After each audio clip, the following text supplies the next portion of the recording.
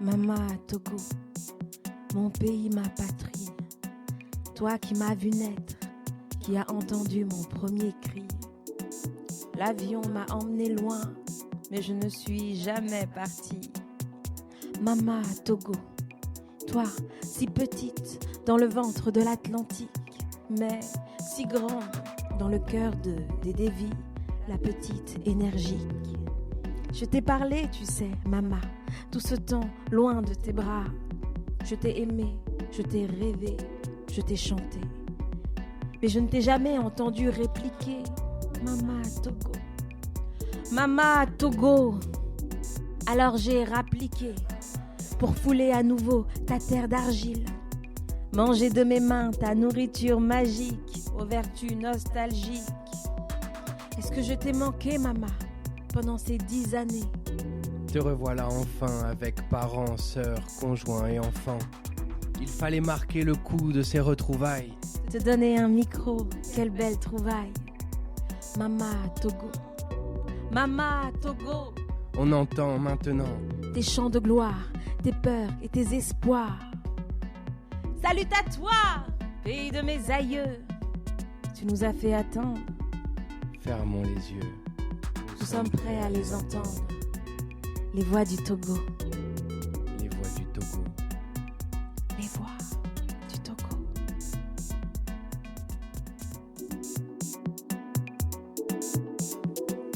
Je m'appelle Dédé, je suis née au Togo et ça faisait 10 ans que je n'étais pas retournée. Moi, je m'appelle Valentin, je suis né à Paris et j'ai découvert le Togo grâce à Dédé. Là-bas, on a eu la chance de rencontrer Des hommes, des femmes, des artistes, des idéalistes, des passionnés. des citoyens engagés On voulait partager avec vous un peu de leur histoire. et vous permettre à vous aussi d'entendre leur voix.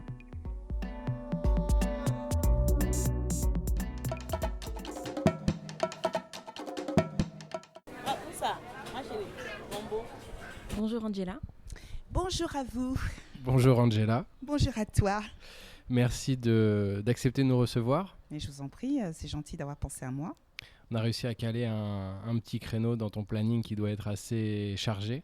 Oui, mais dès qu'il faut parler du Togo et de ce que les Togolais font, je suis toujours là. C'est tout à ton honneur. C'est gentil. Est-ce que tu veux bien te présenter ? Oui, alors je vais le faire à la togolaise. Donc, je m'appelle Akereburu Angela. C'est comme ça qu'on présente toujours le nom de famille d'abord, le prénom après. Sur l'état civil. Exactement. D'ailleurs, je devrais dire, je m'appelle Akereburu Angela Arlimba Jennifer Venounier. Voilà, si je décline tout.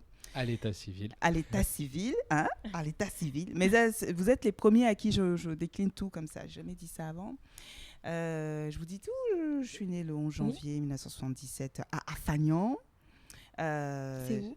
Afagnan, c'est pas loin de Anéron. Okay. Pourquoi je suis née là-bas? C'est parce qu'il y avait le premier hôpital super moderne italien à l'époque. D'ailleurs, je crois que c'est dans cet hôpital que notre président actuel est né. Bon, bref, j'ai grandi au Togo, je suis restée au Togo jusqu'à mes 15 ans, jusqu'aux événements de 92. Et puis, donc, j'ai fui avec ma famille. J'ai eu une période d'errance géographique pendant une vingtaine d'années. Et puis, j'ai décidé de revenir, ou de rentrer ou de m'installer au Togo il y a 3 ans. D'accord. Voilà. En termes de parcours scolaire, tu as suivi des études ? Non, je plaisante. C'est- Oui. Mais c'est long, hein. Vous voulez tout savoir comme On ça? veut tout savoir. Waouh! Donc, alors je passe mon bac aux Antilles, en Guadeloupe, parce que ma mère est guadeloupéenne et parce qu'il était hors de question à l'époque que je rentre au Togo à cause des événements. Je passe mon bac et je ne sais pas quoi faire, donc je rentre en fac à l'université François Rabelais de Tours, où là, je me lance dans un DUG, langue étrangère appliquée. La première année, je bosse, la deuxième année, je ne bosse pas. LEA, LEA, voilà, parfait. classique. Exactement, anglais, espagnol. Et deuxième année, je bosse pas. Et puis, je dis à mes parents, bon, moi, je vais travailler. Hein, comme ça, en travaillant, je saurai ce qui me plaît. Mon père me dit, si tu travailles et que tu arrêtes tes études, je te coupe les vivres. Je dis, coupe-moi les vivres, puis on verra. Et donc, je commence à bosser. Et effectivement, en bossant, quand même, je me dis, ce serait bien que je valide quand même mon DUG. Donc, je trouve du travail à Paris. Et je fais des allers-retours entre Tours et Paris pour pour valider mes modules mon DUG. Je rentre dans une boîte de télémarketing. Là, j'ai appris à m'exprimer correctement, à parler correctement aux clients. J'apprends ce que c'est que la prestation de service. Dans cette agence de télémarketing où on faisait vous savez, tous les numéros verts en France, où on répond aux clients qui ont des questions certaines fois un peu bizarres. Je travaillais j'étais détachée chez Hewlett-Packard, non, chez Compaq à l'époque. Et j'ai été embauchée chez Hewlett-Packard. Qui existe toujours, je crois. Je ne sais plus si HP existe toujours. HP existe toujours. Oui.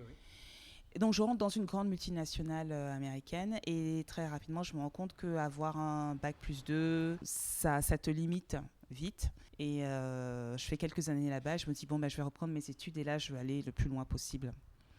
Donc, je valide une licence grâce à mes années d'expérience et je rentre au CNAM. Je fais une maîtrise en mercatique vente. Et là, je me dis, ça suffit pas. Il faut que je trouve une grande école de commerce. Là. Et puis, comme ça, j'aurai le label école de commerce. Je passe les concours là pour, je crois que c'était HEC. Alors, il y avait HEC, ESSEC, ESCP, EM. Et je suis prise à l'ESCP.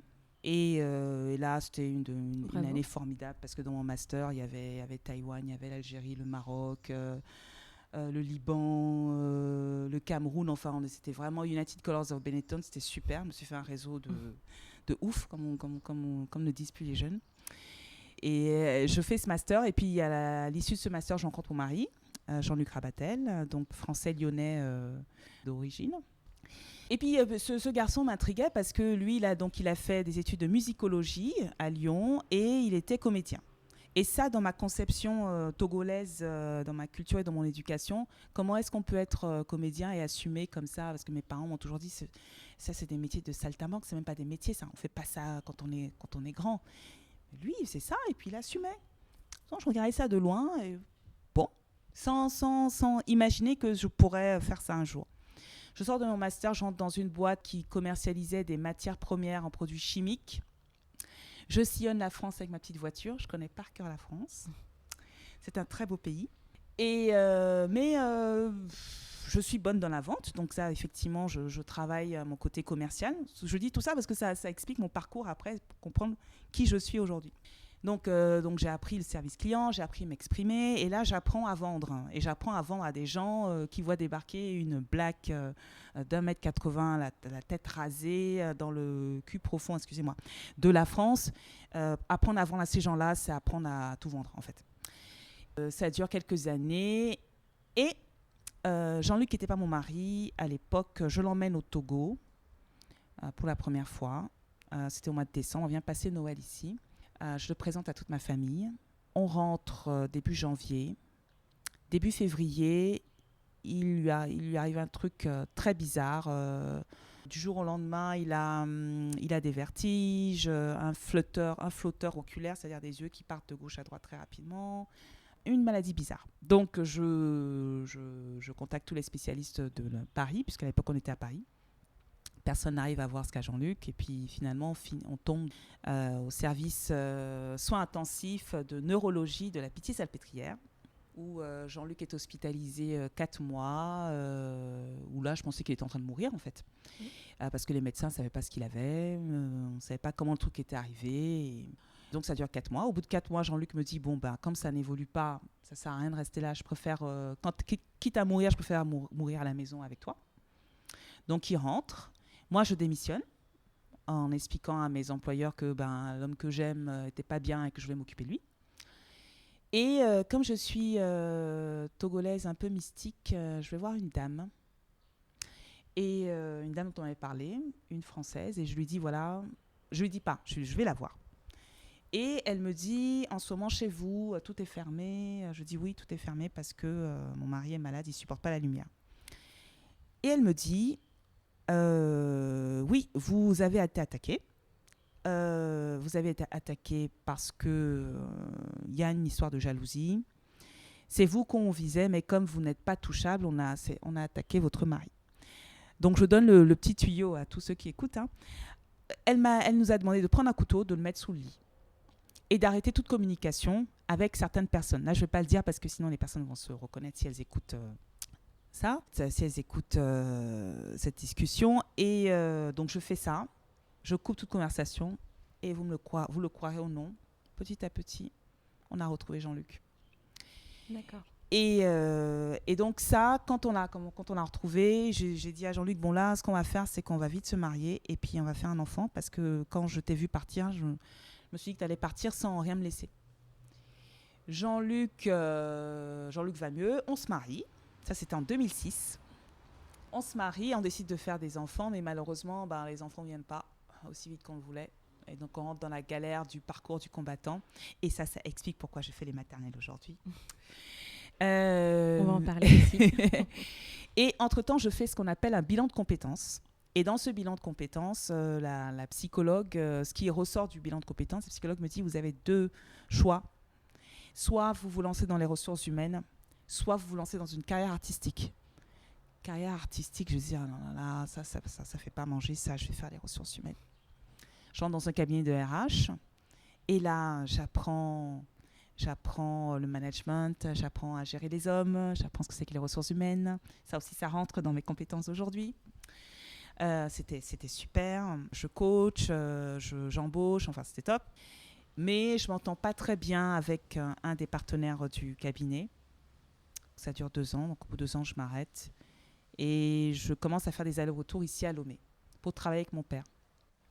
Et lors d'un des allers-retours, mon père dit à mon mari, toi là, tu es en train de galérer là-bas en France, là-bas, c'est cloisonné dans ta filière là. Regarde, allume la télé, regarde ce qu'on voit à la télévision là. Les telenovelas là, il n'y a rien ici. Rentrez ici, faites quelque chose ici, on vous attend. Arrêtez de perdre votre temps là-bas en France là. Et ton mari, il faisait quoi en France ? Mon mari, alors à l'époque, donc il était comédien, donc il était intermittent du spectacle, hein, comme ils font à l'époque là. Et pour faire bouillir la marmite, il faisait de la chauffe. Il était chauffeur de limousine de luxe. D'accord. Donc il conduisait tous ceux dont il voulait prendre la place. Et donc quand on a eu cette discussion avec mon père, je suis sûre que je réponds à plein de questions que vous alliez poser après. J'hésite, hein, mais je ne m'arrête pas, je continue. Hein. Au contraire, j'anticipe, c'est parfait. Bon, je continue alors. Bon. Donc, lors de cette discussion, Jean-Luc avait déjà un projet de faire un format court sur les taxis parisiens. À ce moment-là, il y a un marché international qui s'ouvre pour la première fois, qui s'appelle le Discope, et qui va se produire à Dakar. Et là, Jean-Luc me dit, et non, c'est mon père qui me dit, mais vous devriez aller là-bas au Discope, là, Donc Jean-Luc me dit, qu'est-ce que tu penses si je transposais le projet ici au Togo, t'as vu, il y a les taxis motos là, si on faisait un truc sur les taxis motos, est-ce que tu penses que ça marcherait ? On se dit, pourquoi pas, dit, ouais, tu voudrais pas venir avec moi m'aider un peu, tu sais, avec ta formation là, tout ça, ton expérience. Je fais, moi, j'y connais absolument rien. Et puis il me dit, mais non, mais tu prends des bouquins, t'as un cerveau, utilise-le. Je fais, bon, d'accord, je prends les bouquins. Et puis, on se dit, bon, on va écrire un pilote. À l'époque, on démarche Orange Valley, en France. On a fait un casting ici. On a trouvé de super comédiens. À l'époque, c'était les Badagogues. Et on a fait un pilote. On allait le présenter à Dakar. Après, on a rencontré le directeur à l'époque de Canal+ Overseas, qui s'appelait Jean-Christophe Ramos. Et Jean-Christophe, il a regardé le truc, il a dit, oh, c'est pas mal. Il parle comme ça, Jean-Christophe. C'est pas mal, mais vous pensez que ça va plaire à tous les Africains ça fait pas un peu trop togolais ? Il a dit, il n'y a rien de toute façon, donc ils seront contents de voir un truc bien. Hein. T'as déjà vu un autre truc comme ça ? Non, c'est bien, mais bon, vous nous le passez, et puis on va le montrer dans nos différentes agences, et puis on va voir si ça plaît. J'ai dit, je vais lui montrer, moi, si ça plaît. Donc, en fait, on a mis le pilote sur Internet, sur Dailymotion à la base, à l'époque. À quelle époque on est, d'ailleurs ? Là, on est en 2008. Ça fait le buzz sur Dailymotion à l'époque. Alors, aujourd'hui, ça ne fait rien du tout. Mais à l'époque, on a eu 50 000 vues en l'espace d'une journée. Et c'était énorme à l'époque. Bizarrement, quelques temps après, Canal+ qui nous recontacte. Ah ouais, dis donc, on aimerait bien vous voir, on a un contrat à vous proposer. Voilà. Donc c'est parti comme ça, c'était la première fois que Canal+ coproduisait une série africaine tourné en HD avec un parti pris artistique, avec des comédiens qui jouent. La série s'appelle Zem et c'est ça qui nous a lancé. Je sais qu'il y a beaucoup de gens aujourd'hui, beaucoup de réalisateurs, de producteurs. Quand on dit Zem, ils font « Ah ouais, Zem, on connaît. C'est le seul truc qu'on connaît. Je ne comprends même pas pourquoi. C'était il y a 10 ans, on a fait plein de trucs après, mais c'est Zem qui revient tout le temps. » Et là, je m'arrête, je vais vous laisser poser vos questions. Et ce format court, c'est combien d'épisodes, combien de saisons ? On a fait 3 saisons. La première saison, c'est 26 x 26 épisodes de 5 minutes. Ouais. La deuxième saison, 50 épisodes de 3 minutes. Et la dernière saison, 60 épisodes de 3 minutes. Est-ce qu'on peut encore les voir quelque part ? Bien sûr. La saison 1, elle est en diffusion actuellement sur A+. Les saisons 2 et 3 sont sur TV5 Monde. Et donc, il vous suffit de télécharger l'application gratuite sur votre mobile. Et voilà. Très bien. Et moi, j'avais une question par rapport à ce que tu disais, par rapport à, je dirais, entre guillemets, la malédiction qui a été lancée. Comment ça se fait que toi, tu étais intouchable ? Ah, c'est une bonne question, ça. Parce que je suis protégée. En fait, depuis petite, je fais des rêves prémonitoires. C'est peut-être pour ça que je suis allée voir cette dame aussi, je l'ai refait, vous allez la voir. Je fais des rêves prémonitoires et puis j'ai une première vision, j'avais 4 ans. J'ai vu ma grand-mère maternelle. J'étais couchée, je m'en souviens encore comme c'était hier. Elle s'est assise à ma gauche. Et puis elle m'a dit... Angela, Bibiche, parce que c'est comme ça qu'on m'appelait quand j'étais petite. Bibiche, il faut que tu sois gentille avec ta mère. Faut que tu t'occupes bien de ta mère. Elle a besoin de toi. Et puis elle disparaît. Et là, je me réveille en larmes. Et à ce moment-là, en fait, à l'époque, la chambre de mon petit frère et moi était adossée à la chambre de mes parents. Donc pour qu'ils sortent, il fallait qu'ils passent par notre chambre. Ils étaient en train de passer. C'était l'anniversaire du décès de ma grand-mère. Et en ce moment-là, elle était morte depuis combien de temps ? Elle était morte depuis 2 ans. Okay. Et en ce moment, c'était chaud entre ma mère et mon père. Elle me l'a dit plusieurs années après. C'était vraiment difficile entre eux. Et ils passent, et puis ils m'entendent hurler « Mamie, mamie, ne pars pas !» Ils m'ont habillée, puis ils m'ont emmenée à la messe avec eux. J'ai fait plusieurs choses comme ça. J'ai vu plusieurs fois ma grand-mère. Et bizarrement, plus j'ai grandi, moins je l'ai vue. Là, je ne la vois plus du tout et je pense que c'est parce que je suis trop adulte et je suis peut-être moins pure dans mes idées. Et quand j'ai rencontré cette dame-là, elle m'a dit « Vous êtes protégée, c'est votre grand-mère qui vous protège. » En fait, apparemment, il n'y a pas que ma grand-mère, il y a des dames là-haut, beaucoup de dames qui me protègent. Et je n'ai pas été touchée. Mais quand je suis arrivée ici, depuis que je me suis installée ici, j'ai été attaquée. J'ai chopé des trucs bizarres. D'accord. Voilà, ouais. Donc, elle s'est un peu éloignée. Ouais. Je ne sais pas si elle s'est éloignée. Est-ce que c'est elle qui s'est éloignée ou c'est moi qui m'éloigne, tu vois ? Oui. Donc tu as quand même quelque chose, une dimension, je dirais, extra-lucide. Mystique. J'aime bien utiliser le terme mystique. Quand on me dit, tu sais, ici on est dans un pays très religieux, on va là où le vent nous emmène. Le matin, je vais à l'église et puis le soir, je vais voir le féticheur. Je vais aller tuer un coq et puis c'est comme ça que ça marche ici. Moi, je ne crois pas en la religion. Je pense que la religion est une invention humaine qui détruit. Je crois en Dieu. Je crois qu'il y a quelque chose au-dessus de nous. Je crois qu'il y a une force spirituelle. Je pense que toutes les choses qui ne s'expliquent pas, que les mathématiques, que la science n'arrive pas à expliquer. Et puis mon vécu fait que je crois en ces choses-là. C'est comme ça.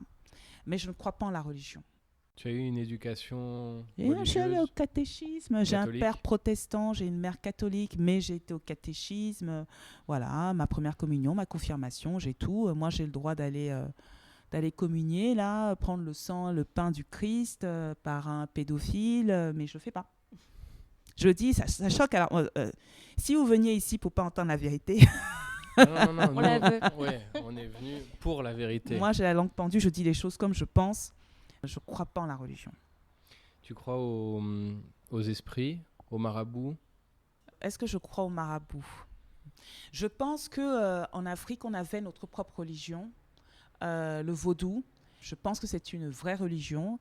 Elle a été détournée, comme les catholiques, comme les protestants, comme l'islam. Dans l'islam, il y a les gens qui font des choses terribles, et puis il y a les autres. Pareil, dans le vaudou, il y a des gens qui font des choses terribles, et puis il y a les autres. Donc je crois, le vaudou est une religion comme une autre, et c'est une religion qui est née chez nous, Je ne pratique pas le vaudou, mais c'est quelque chose que je respecte et que j'accepte. Et tu évoquais Dieu. Qu'est-ce qu'il représente pour toi?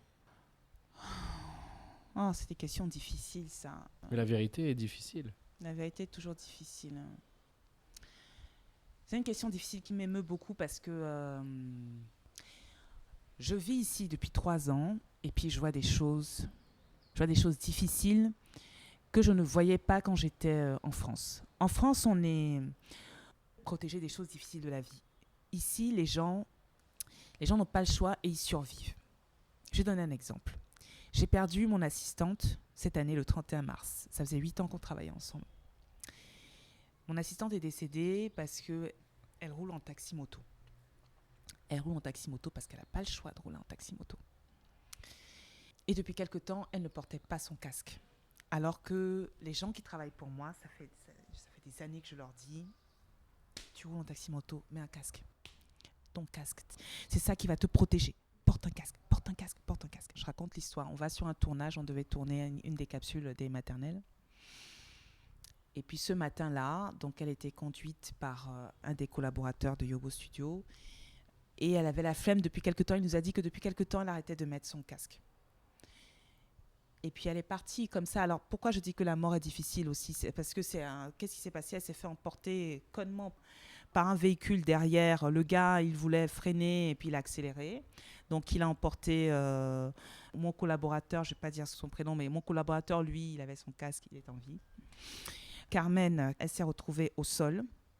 Et comme ici, ambulance, les pompiers, ils ont ramassé le corps. On sait qu'un traumatisme crânien, on ne déplace pas le corps, mais ils ne savent pas. On déplace le corps, on l'emmène au CHU Tocoin, qu'on appelle la morgue ici. Et puis on va au CHU Tocoin. Moi, on m'appelle, on m'annonce le truc, on déboule au CHU Tocoin. Arrivé au CHU Tocoin, je vois les médecins. Alors, mon mari et moi, on est toujours... La médecine, c'est quelque chose d'empirique. Donc, on sait très bien que les médecins, ils ont quoi? 1,5%. Ils savent 1,5% de ce qui se passe. Donc, on leur pose des questions. Ils n'ont pas l'habitude qu'on pose des questions ici. Donc, qu'est-ce qui se passe? Qu'est-ce qu'elle a? Elle est où? Ils nous disent, ah non, elle est en surveillance. Comment ils appellent ça? Elle est stabilisée. Et nous, dans notre panique, au lieu de se dire, Angela, vous êtes où là? Vous êtes au CHU Tocoin. Le gars te dit stabilisé, mais n'écoute pas. Demande à prendre Carmen et emmène-la ailleurs. Mais nous, on ne réalise pas.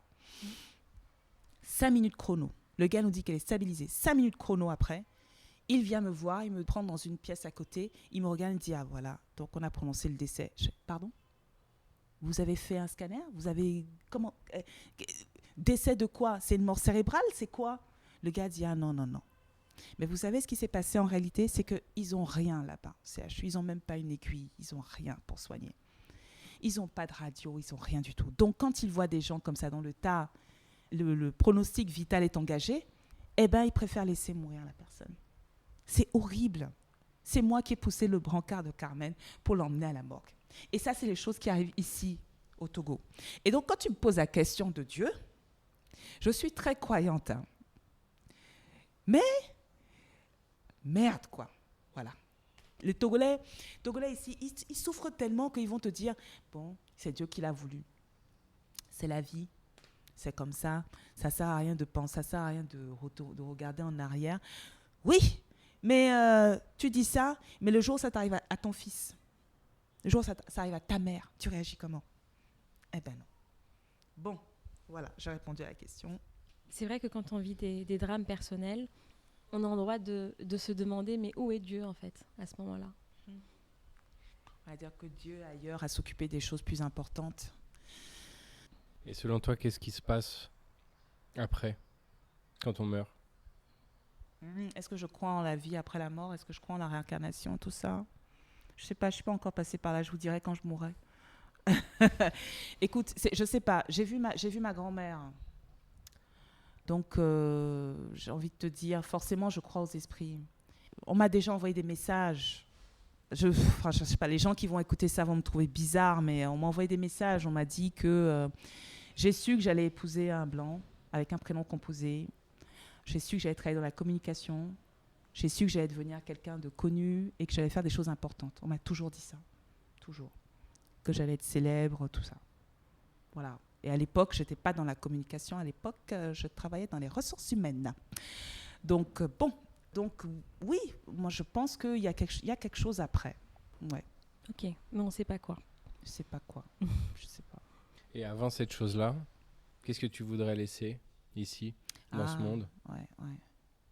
Ah, c'est vrai. Oh là là, mais vos questions. C'est pas facile. C'est pas facile. Tu m'aurais posé la question avant les enfants.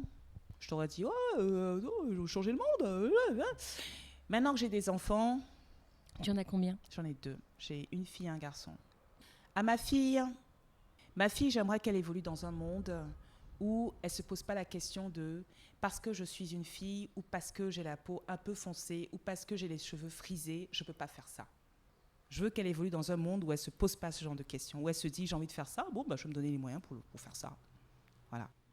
J'ai envie que mon fils évolue dans un monde où, parce qu'il est un garçon, parce qu'il a la peau foncée, parce qu'il a les cheveux bouclés, il ne peut pas faire ça. Pareil. Autant les garçons que les filles, parce que moi je dis aujourd'hui, dans le monde dans lequel on est, être un mec, c'est pas facile d'être un mec, quoi.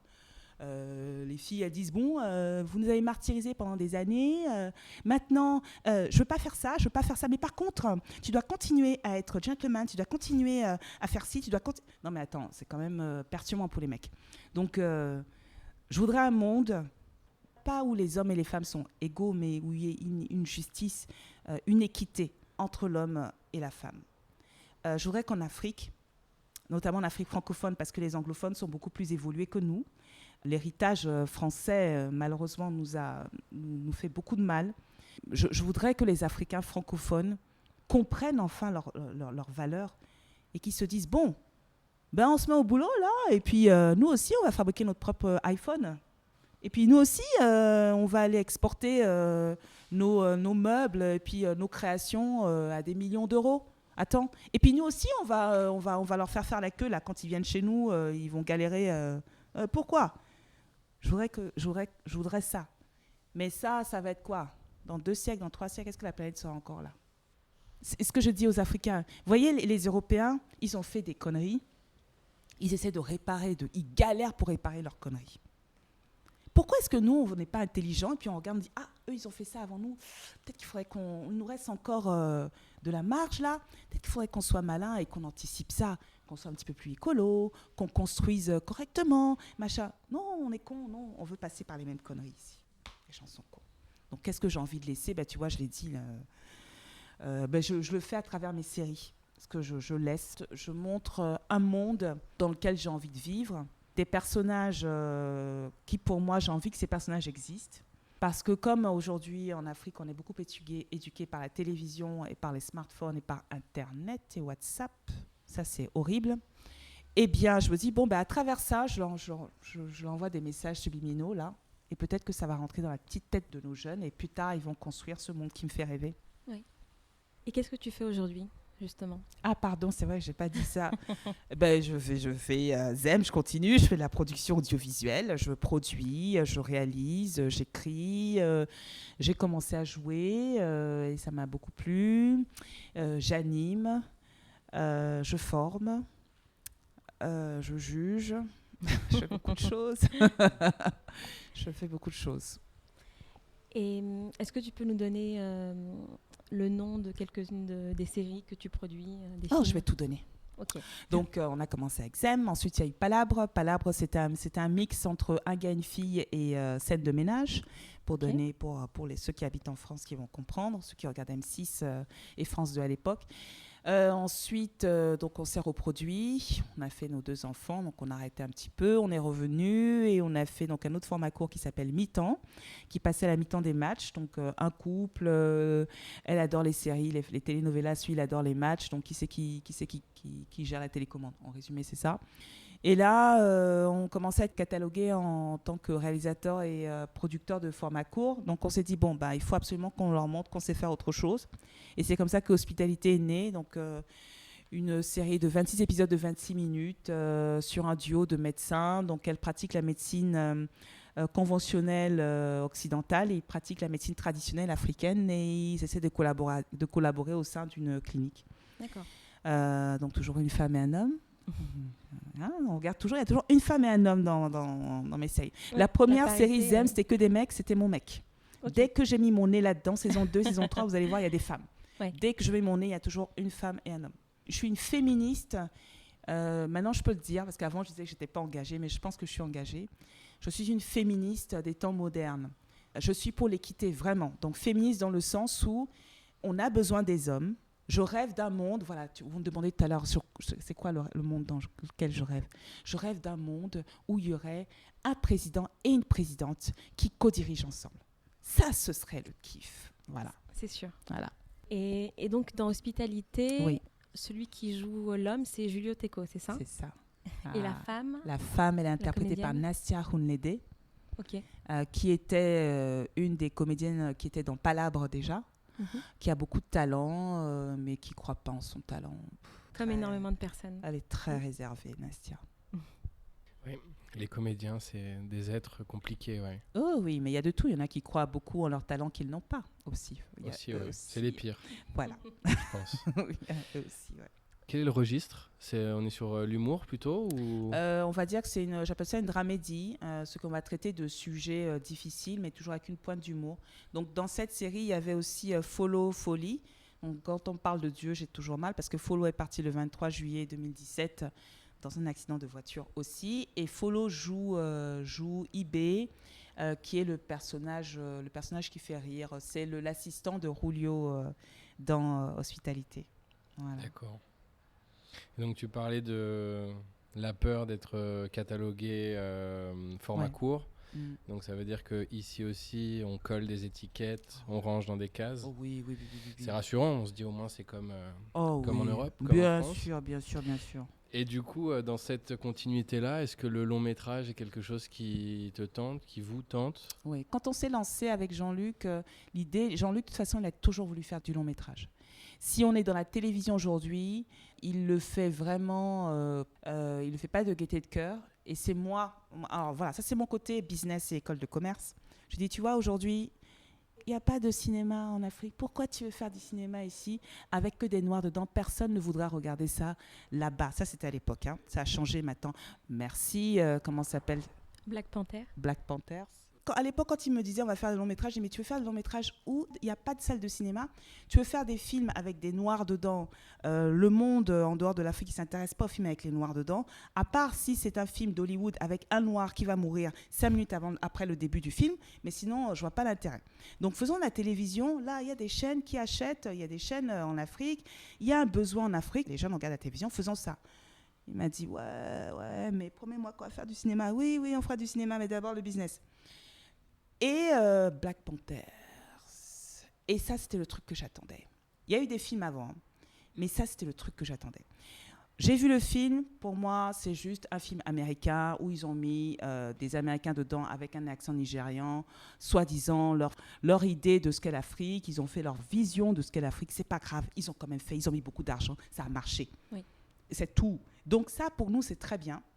Parce que ça veut dire que, enfin, le monde, les financiers et ceux qui travaillent dans l'audiovisuel et dans le cinéma vont comprendre que le noir à la télévision et sur les écrans rapporte de l'argent. Donc nous, quand on va se lever et qu'on va essayer de financer nos longs métrages, on ne va pas nous dire « oui, mais ça ne marche pas », on va dire « Black Panthers ». Voilà. Oui. Là, aujourd'hui, on y va graduellement. On a commencé par les formats courts. Ensuite, il y a eu Hospitalité qu'on a fait avec très peu de moyens. Il y a Oasis, une autre série qui est sélectionnée au Festival de fiction de La Rochelle, où on a un petit peu plus de moyens pour montrer voilà ce qu'on fait avec peu de moyens, voilà ce qu'on fait avec beaucoup de moyens. Et une autre série qui s'appelle Katanga, où là, on va faire 12 épisodes de 45 minutes, où là, on va montrer comment on peut faire du plus long, du drame, du suspense, du thriller. Une fois qu'on aura fait ça, je crois que j'ai un autre projet encore. J'ai encore un autre projet, peut-être pour Canal. Une fois que j'ai fini ça, on se lance dans le long métrage. Voilà. C'est vrai que souvent, le long métrage, c'est un peu la consécration quand tu arrives à... Ouais, on parle de Cannes, tout ça, là. Oui, bien sûr, nous, on rêve d'aller au Festival de Cannes, tapis rouge, et puis d'obtenir quelque chose. Oui, ça viendra. Bah oui. Quand tu es comédien, en tout cas, c'est vrai que tu as envie de ça, de faire des longs métrages. C'est vrai. Quelles que soient les récompenses après, mais il y a quand même... même si c'est vrai que je pense que le regard du public a changé avec notamment le format des séries. Bien sûr. Avec des plateformes comme Netflix, OCS, Exactement. etc. Donc la demande est différente. La demande est différente. Aujourd'hui, il vaut mieux être comédien et jouer dans Game of Thrones plutôt que d'aller dans un petit film d'Hollywood que personne ne va voir. Les règles du jeu ont changé. Tu as des acteurs, de très gros acteurs, qui font la queue pour aller sur des grosses séries parce qu'ils savent que là, ils ont leur public. Donc sur Netflix, tu t'enfiles 4-5 jours de GOT pour pouvoir voir toute une saison, ou pareil sur toutes les grosses séries. Je pense qu'on n'a pas, comment dire, mon idée, ma stratégie de business, finalement, elle allait bien avec le courant actuel. Quand on va aller sur le long métrage, on sera déjà connu. Et ça va nous faciliter, je pense, les choses. On va dire, ouais, c'est Yobo Studio qui fait son premier long métrage, on a hâte de voir ça. Voilà. Oui, d'être attendu, du coup, et soutenu par la même occasion. Exactement. Et donc, tu parlais d'Oasis, donc, qui est en compétition au Festival de La Rochelle. Ouais, mais en face, on a du lourd. Déjà, l'année dernière, Hospitalité était déjà en compétition. Ah oui, c'est vrai ? Ouais, bah voilà, on a beaucoup de chance. Valentin était à La Rochelle l'année dernière. C'est vrai ? Oui. Ah j'étais pas en compétition, moi j'y suis allé pour visiter, pour découvrir le festival. Tu vois, l'année dernière, il y avait en compétition francophone étrangère, il y avait trois séries du Canada, une série de la Belgique, et puis une série ivoirienne, une série togolaise. D'accord. Voilà, et la série ivoirienne, c'est Sœurs Ennemies, et la série togolaise, c'était Hospitalité. Et nous, on était là... avec des yeux comme ça, là, c'était juste formidable. Et ceux qui ont gagné dans notre compétition, ce sont des Canadiens, une série Plan B. Je me rappelle quand j'ai vu le pitch, j'ai dit, oh putain, c'est eux qui vont gagner, oh putain, c'est trop bon, c'est trop bon. Oh, putain. Oh, le pitch était énorme. Et si, enfin, je vous le pitch, vous allez comprendre. Dis-nous. Et si tu pouvais, en appuyant sur un bouton, revenir en arrière dans ta vie? Il y a un truc que tu as fait dans ta vie qu'elle est pas... Voilà. Je vois sur votre visage. Tu sais, voilà. tu as vraiment une capacité à anticiper les choses, parce qu'il y a une question comme ça. C'est vrai.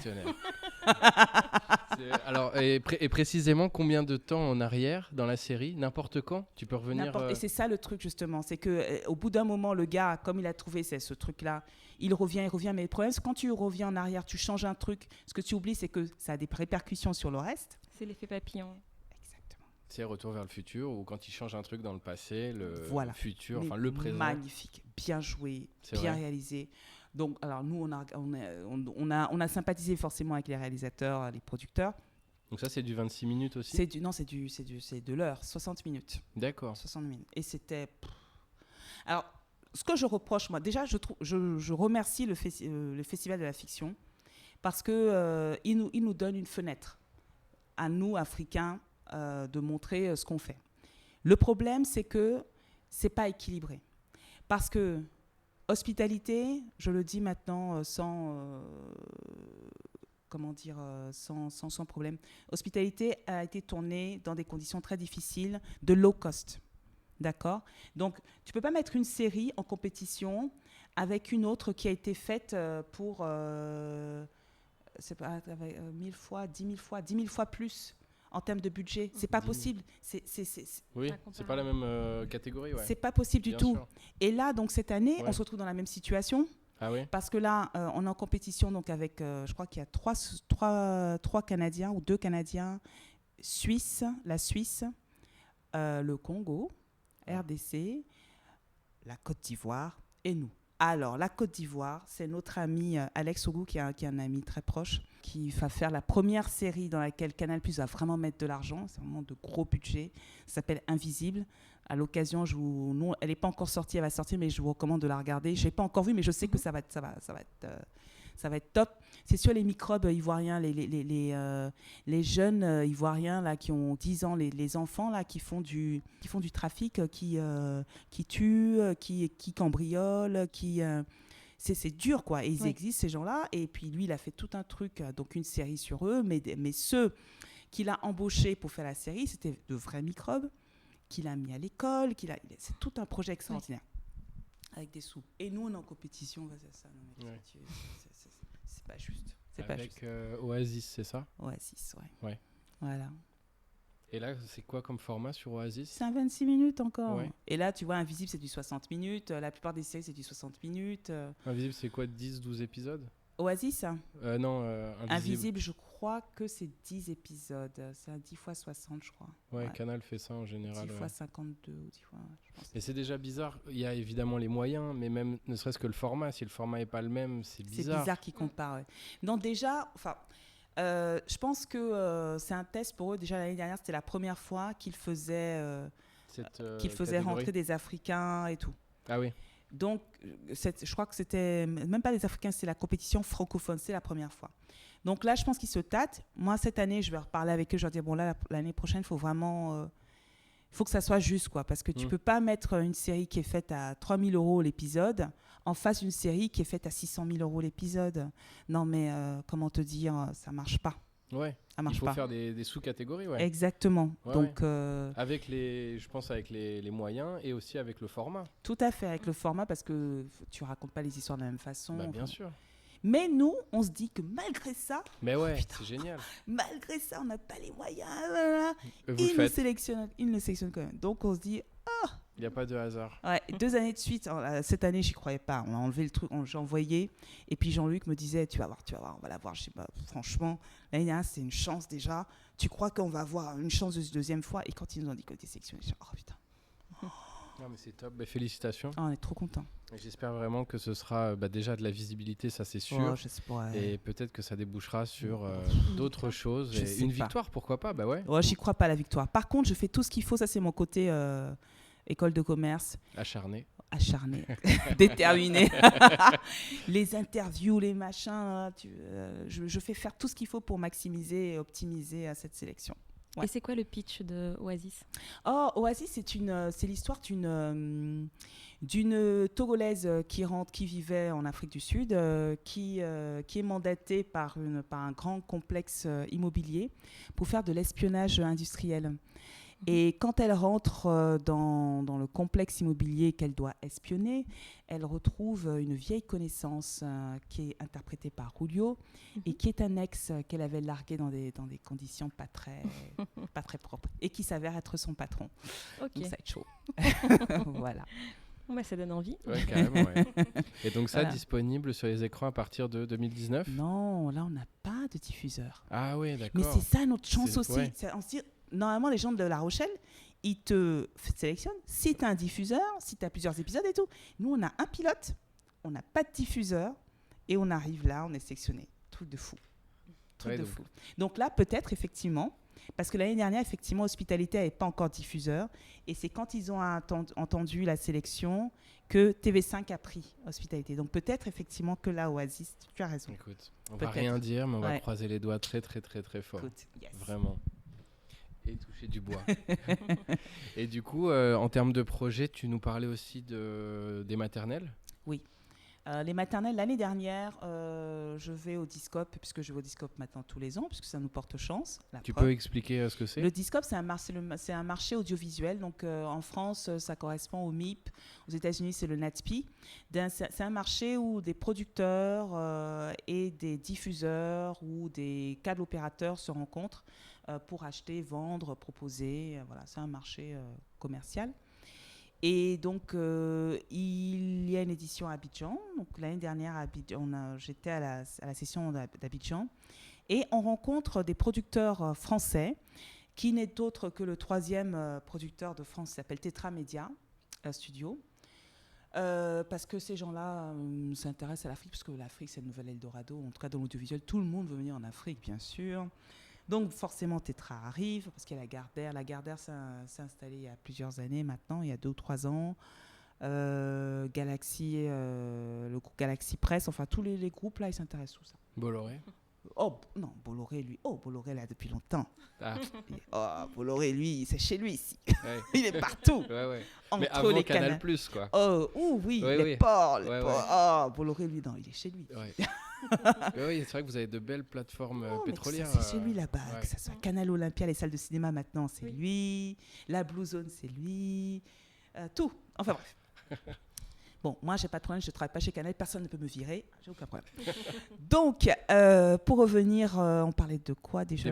Les maternelles. Donc, je rencontre donc le PDG de Tetra Média, je le vois. En fait, j'étais en train de parler et puis deux personnes qui arrivent. Et puis souvent, tu sais, dans les marchés, tu regardes les badges. Et là, je vois Tetra, je fais « Monsieur Boyer, bonjour, ça fait tellement longtemps que je vous rencontrais, je m'appelle Angela Kirbo de Yobo Studio. » Il me dit « Je sais qui vous êtes. » « Ah bon? Je sais qui vous êtes, on m'a beaucoup parlé de vous, je voulais vous rencontrer. »« Ah bon? » Ah bah ça tombe bien. « Ah bah très bien, on va s'asseoir. » On s'assoit.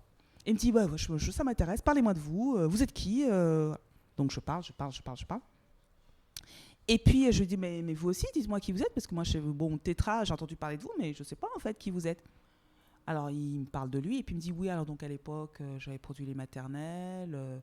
Et je dis, je vous interromps, mine de rien, les maternelles version Afrique, ça cartonnerait grave, ça n'existe pas ici.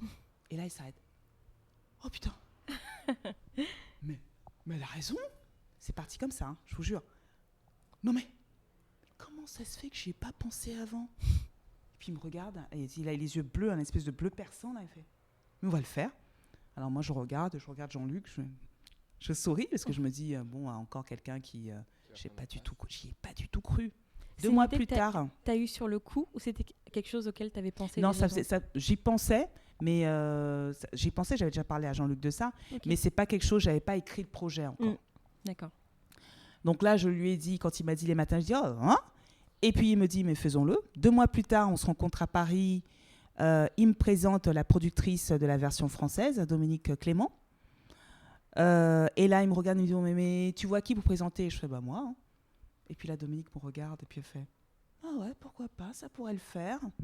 Et là, je me dis, mais on est en train d'avancer, là, ça va le faire. Alors, je rentre, je dis à Jean-Luc, tu sais quoi? J'ai l'impression qu'on va vraiment faire les maternelles. Il fait, oh non, putain, j'ai pas envie de faire ça. J'ai déjà dit, moi, je vais faire du long métrage. Là, on fait de l'émission, là. Franchement. Et puis, il me dit, non, mais là, tu vas le faire seule. Hein. Non, tu y vas toute seule. Ok, j'y vais toute seule. Ça avance.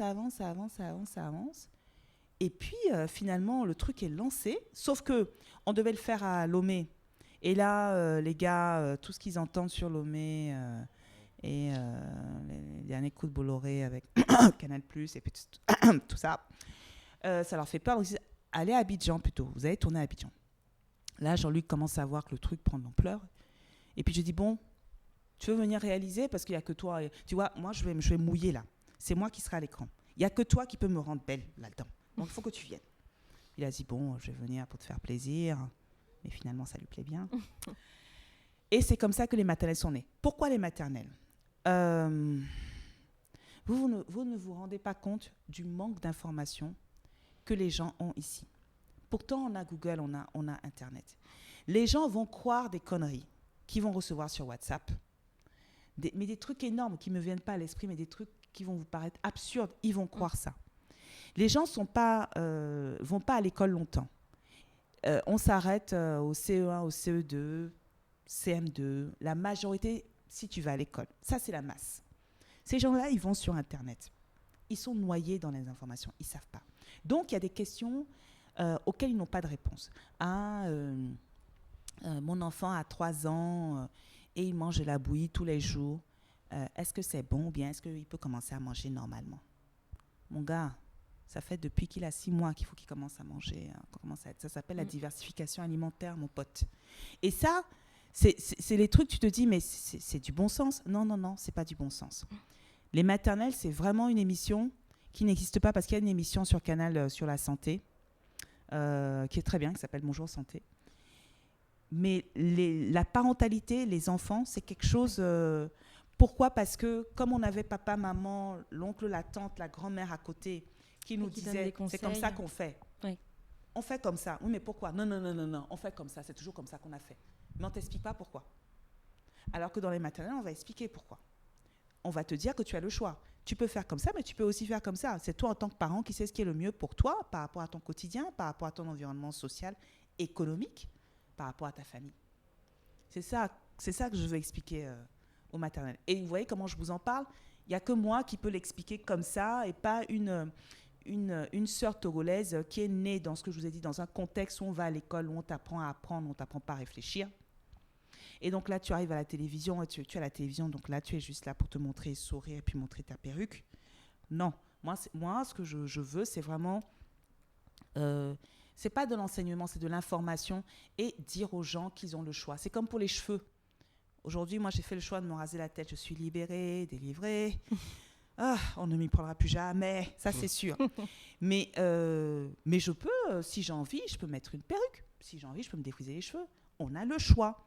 Oui. Alors que dans cet environnement social dans lequel on évolue ici au Togo, avoir les cheveux crépus, c'est pas joli. Non, tu n'as pas le choix. Tu dois faire des tresses ou bien c'est pas joli les cheveux crépus. Non, je suis désolée.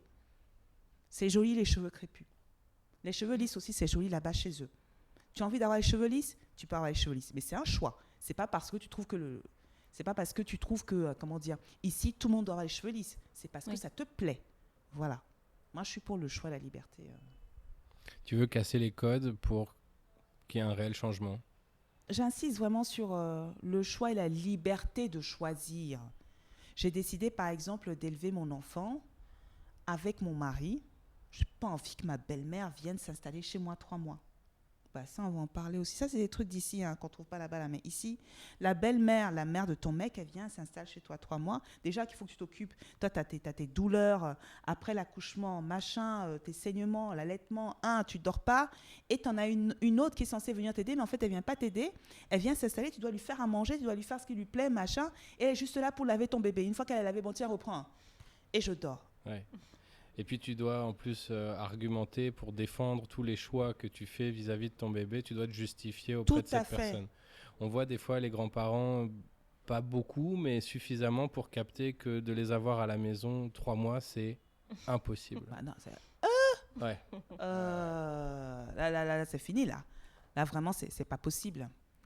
Mais en fait, cette émission... Si tu as décidé que tu acceptes que ta belle-mère soit là et que ça te convient et que c'est ton mode de vie, d'accord, c'est ton choix. Par contre, si ce n'est pas ton mode de vie, il faut que tu saches que c'est possible de faire autrement.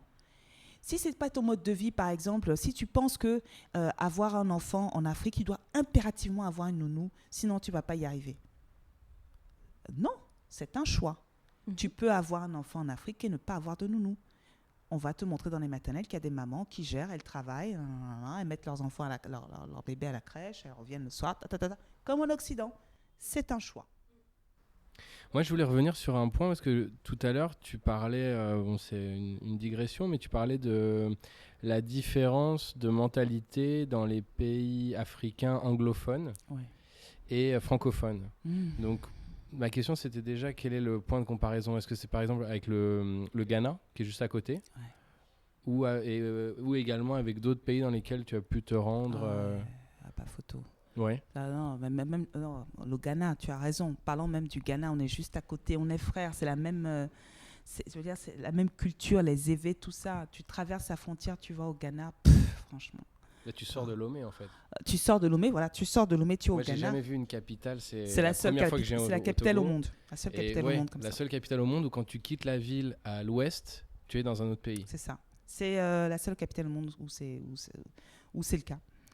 Écoute, les Ghanéens, ils ont eu un président qui s'appelle Kwame Nkrumah.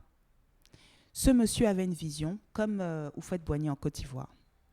La vision de Kwame Nkrumah, c'était « Je veux que tous les Ghanéens soient formés et éduqués. » L'éducation, c'est le futur. Le savoir, c'est le futur. Il a développé les écoles. Tu as des écoles partout dans tout le pays. Il a investi dans l'éducation. Eh bien, ça donne quoi? Ça donne des gens qui ont un minimum de brain, qui réfléchissent un minimum, qui vont aux États-Unis et qui se disent « Mais moi, je vais juste aux États-Unis pour mes études, mais je vais rentrer au pays parce que c'est mon pays que j'ai envie de développer. » Qui sont fiers. Voilà. Après, il y a quand même toujours le côté « Bon, je suis africain, j'ai ma culture. » Mais il y a une claire différence entre le Ghanéen et le Togolais et pourtant les voisins. Ne parlons pas maintenant de l'Afrique de l'Est quand tu vas au Kenya, au Rwanda, au Zimbabwe, au Malawi, en Afrique du Sud. Oh non, on est à des années-lumière. Et du coup, dans la production audiovisuelle, On est à des années-lumière. Les Nigérians, quand ils font des films et des séries, ils sont business-oriented. C'est qu'ils se disent, voilà, moi, je vais raconter des histoires comme ça, parce que ce sont les histoires qui nous concernent, qui nous plaisent, nous. Je nous raconte et je sais que ça va leur plaire. Qu'est-ce qu'on aime, nous? On aime les histoires d'amour, on aime les histoires de fétiches, on aime les histoires de sorcellerie. Donc, c'est ça qu'on va faire. Et ça cartonne. Nollywood est né. Mais ici, qu'est-ce qu'on essaie de faire? Oh, on va faire un film d'auteur, on va les mettre ça dans un festival. Comme les Français. Mais c'est vrai. On va faire les festivals. Quand tu leur demandes, non, moi, je vais faire les festivals. Je vais faire un film d'auteur que personne n'a envie de voir. Je vais faire un film pour les gens du festival. Attends. Voilà. Ouais. Eh. Et tu citais pas mal de pays. Tu as eu l'occasion de voyager dans tous ces pays? J'ai fait le Kenya, j'ai fait Zanzibar, l'Afrique du Sud, le Ghana. Il me manque le Nigeria. Il faut que j'aille au Nigeria. Le jour où je perce au Nigeria, je suis multimilliardaire en euros, en dollars, c'est sûr. Il y a un pays dans lequel, parmi ces pays-là, tu aimerais vivre? Les pays anglophones? En Afrique? Non, Un autre pays que le Togo? Ah oui, moi j'aimerais vivre en Côte d'Ivoire. Moi j'ai peur. La Côte d'Ivoire, c'est le pays qui me fait rêver parce que j'aime la Côte d'Ivoire. J'aime les Ivoiriens. Leur mentalité. J'aime leur façon de penser, j'aime leur façon de danser, de chanter, j'aime ce qu'ils mangent, j'aime leur façon de décorer, j'aime leur façon de s'habiller, je les aime parce qu'un Ivoirien, il va faire un truc, c'est mauvais, il va te dire, mais c'est quoi? Moi, c'est bon quand même, c'est moi qui l'ai fait, il est fier, il lève la poitrine, il te regarde, c'est moi qui ai fait. Alors que le Togolais, il fait un truc extraordinaire, il dit, ah, ça c'est au Togo qu'on a fait ça. Les Togolais là... Vraiment, si c'est Yovodé là, c'est bon, mais Togolais là, on se connaît ici au Togo, non, voilà.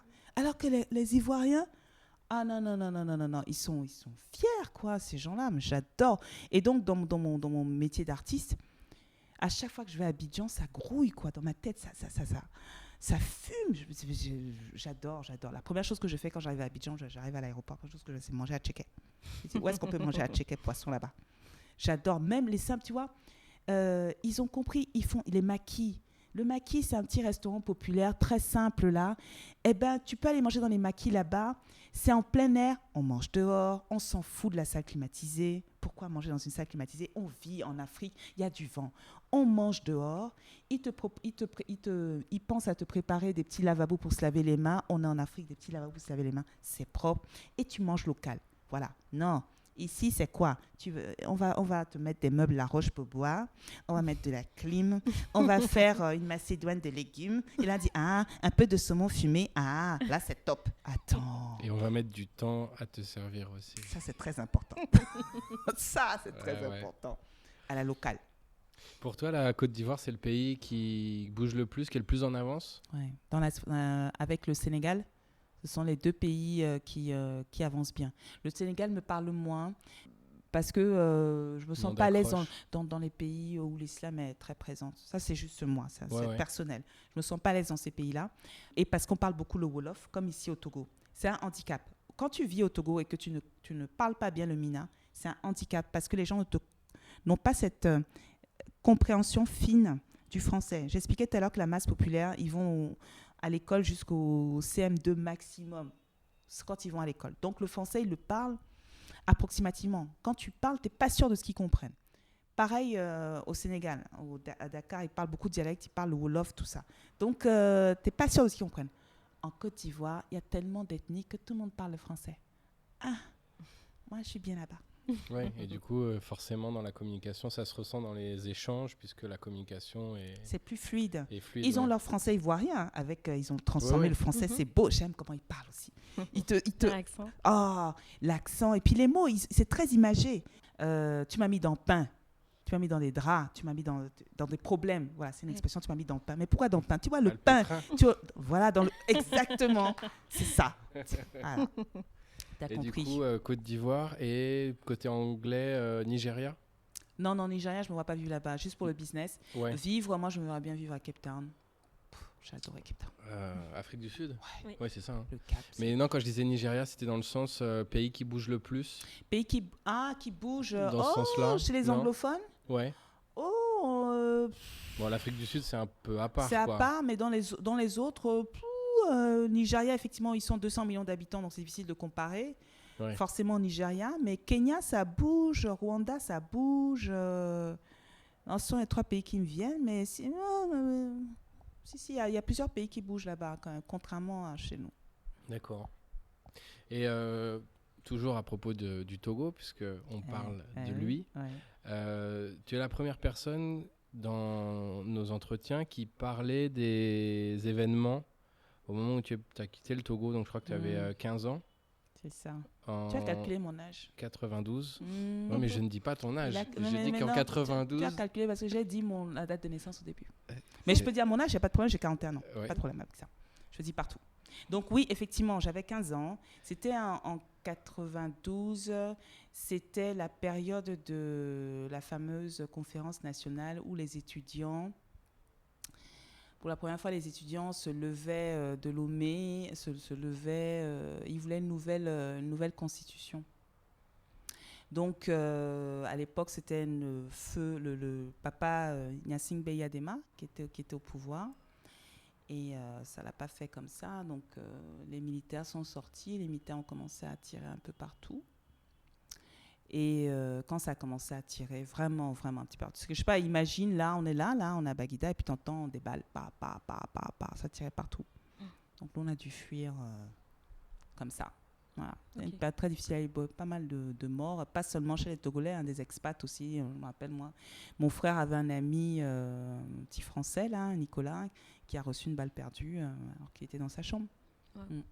Ces événements ont duré combien de temps à peu près ? Oh, il y a eu plusieurs vagues, hein. Il y a eu 92, 93 et ça coïncidait aussi avec des événements en Côte d'Ivoire à l'époque. Et puis après, il y a eu 2000, parce que moi, je n'étais plus là, je crois que c'était 2000, les élections là. 2002, je crois, je ne sais plus. Il y a eu le décès du président, où là, ça a été chaud. Attends, il est décédé, c'est 2005. C'est tous les 5 ans, donc c'est 2005. C'est en 2005 qu'il est décédé, 2005. Puisque la prochaine, c'est 2020 en théorie. Non, c'est pas théorie, c'est ça. C'est pas théorie, c'est ça. Ouais. Donc, je me disais, parce qu'en 92, il y a eu un jour où les événements ont commencé et après, il y a eu des affrontements pendant plusieurs jours. Ouais, plusieurs jours. Par contre, je peux pas te dire combien de temps. Ça a été une période de ma vie pas top. J'ai juste retenu qu'on est parti. Et j'ai fait un espèce de blackout là, jusqu'à ce que je me retrouve en Guadeloupe. Donc il y a eu 6 mois entre-temps où je me souviens, j'ai pas de bons souvenirs. Parce que de Lomé, tu es parti au Bénin ? De Lomé, on est arrivé au Bénin et là, heureusement, mon père a un très bon ami là-bas qui nous a pris des billets. On a atterri en France, à Paris, et puis on est allé à Rouen chez ma tante. Et on est arrivé dans un contexte familial très difficile et on est resté 6 mois là-bas et ensuite je suis partie en Guadeloupe et là en Guadeloupe c'était top. D'accord. Moi j'aimerais revenir à tes enfants. Ils ont quel âge aujourd'hui ? Donc Eva va avoir 7 ans en septembre et puis Lénie a 4 ans. D'accord. Et donc ce sont de jolis enfants métis ? Alors tiens, je vais répondre à ça. Quand j'étais enceinte et que donc j'étais donc avec mon mari étant français donc blanc. Tout le monde me disait, que ça soit en Occident ou ici, vous allez avoir de jolis enfants métis. Je dis, ah bon ? Qui vous a dit que parce qu'ils sont métis, ils vont être jolis ? Parce que quand les métis sont mauvais, vilains, ils sont vilains. Ils m'ont fait, mais non, attends, qu'est-ce que tu racontes ? Mais t'as des idées bizarres, toi ? Ils vont forcément être beaux. J'ai dit, je vais te montrer, on va regarder sur Google, je vais te montrer. Quand ils sont vilains comme les autres. Mais oui, j'ai de beaux enfants métis, ils sont magnifiques, les enfants. Mais je dis ça parce que j'étais en face de moi. Ouais. Et je pense que tu ne peux que avoir des enfants beaux. C'est pour ça. C'est gentil. T'as pas vu mon mari ? Il aurait pu être moche. Hein. Oui, c'est vrai. Il aurait pu. Donc ça veut dire qu'il n'est pas moche. Il est beau, mon mari. Comme tout. Il a séduit une très jolie femme, en tout cas. Ouais, il m'a eu.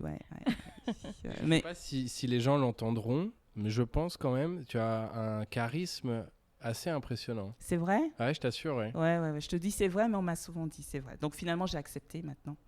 Mais ce charisme, c'est un avantage. Quand, par exemple, je vais dans des événements, machin, je dois vendre Yobo Studio, c'est très facile parce que j'attire facilement. C'est un inconvénient parce qu'il y a des gens qui ont très peur de moi. J'ai du caractère, c'est vrai. Mais il y a beaucoup de gens avec lesquels je travaille qui ont peur de moi. On m'appelle un peu comme la dame de fer, quoi. Tu les vois. pour les castings. Il dit, attends, on va voir la dame là.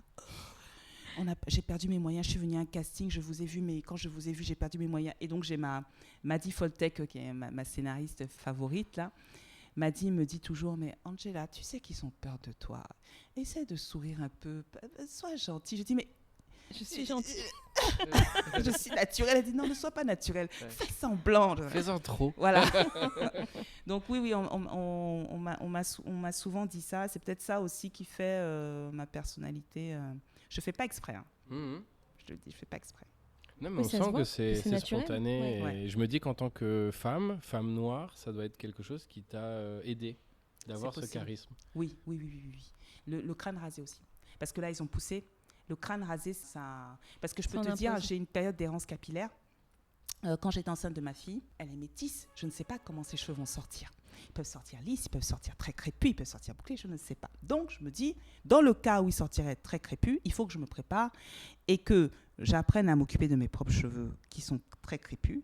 Comme ça, je vais lui montrer à apprendre à aimer ses cheveux, à s'en occuper. Donc, je laisse pousser mes cheveux. Et là, j'avais un afro, un truc énorme. Eh ben, je peux te dire que j'avais pas le même aura. Tu dégageais pas la même chose. Ah ouais, non, les gens n'avaient rien à foutre de moi. J'allais dans les trucs, les discopes, machin, rien à voir. Jusqu'au jour où j'ai rasé et là... Ouais. Et puis surtout qu'il y a aussi je pense même le choc pour les gens qui se sont habitués à ton afro. Ouais. Et à un moment, ta silhouette n'est plus la même et ils font genre... Qu'est-ce que tu as fait? Mais souvent, la question c'est, ça va, mais... Tu es malade? Non, je vais très bien. Il y a quelqu'un qui est décédé chez toi? Non. Ouais. Non, mais c'est un choix. Et pour une femme, en plus, c'est vrai que c'est quand même un truc très fort, je trouve. Oui. C'est un signe... Alors, la première fois que je l'ai fait, il faut que je le sache, c'était un signe de révolte d'adolescente. J'avais 15 ans. Ah, il y a un lien entre, tu vois, entre des moments de ta vie. On était en vacances en Guadeloupe. Ah, tu vois, je viens de comprendre quelque chose. On était en vacances en Guadeloupe, en famille, en 93.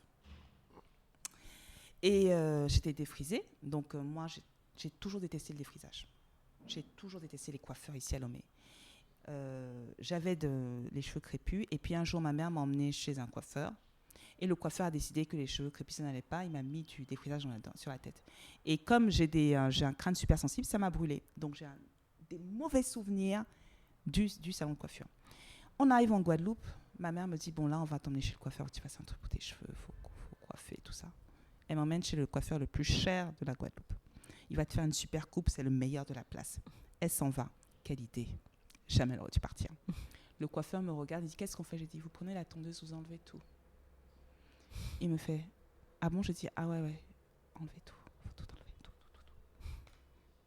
Il a pris la tondeuse, il a tout enlevé comme ma mère m'a vu. Je le referai pas aujourd'hui parce que j'aurais peur de perdre ma mère. Mais elle a fait une crise cardiaque. Tu te rends compte? J'ai mis 150 € pour ça. Je me sentais... C'est la première fois que je me voyais. La première fois que je voyais mon visage. Parce que mon visage n'a pas du tout la même... comment dire? Mes yeux ne ressortent pas. Mon nez, ma bouche ne ressortent pas pareil quand j'ai des cheveux. C'est fou, je vous montre des photos de quand j'ai des cheveux. C'est fou, comme d'un côté je suis banale, de l'autre je suis différente, on va dire ça. Et je me suis vue pour la première fois. Et là je fais révélation.